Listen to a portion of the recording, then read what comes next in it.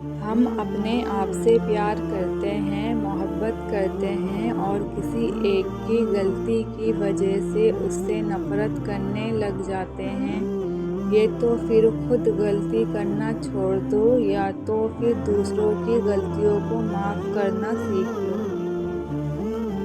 جب نماز تمہیں سکون دینے لگے تو سمجھ جاؤ اللہ تم سے راضی ہو گیا ہے۔ کسی کا دل مت دکھایا کرو، کیونکہ تمہارے معافی مانگنے کے بعد بھی کہیں نہ کہیں اس کے دل میں وہ دکھ ضرور رہ جاتا ہے۔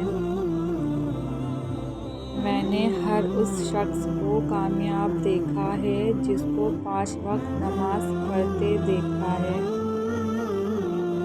فجر اور تہجد خاموش نمازیں ہیں، ان میں بہائے گئے آنسو کی پکار صرف اللہ دیکھتا ہے اور سنتا ہے، تبھی تو ان میں مانگی گئی دعائیں اثر رکھتی ہیں۔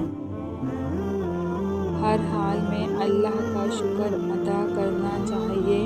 بے شک قرآن بھی الحمدللہ سے شروع ہوتا ہے۔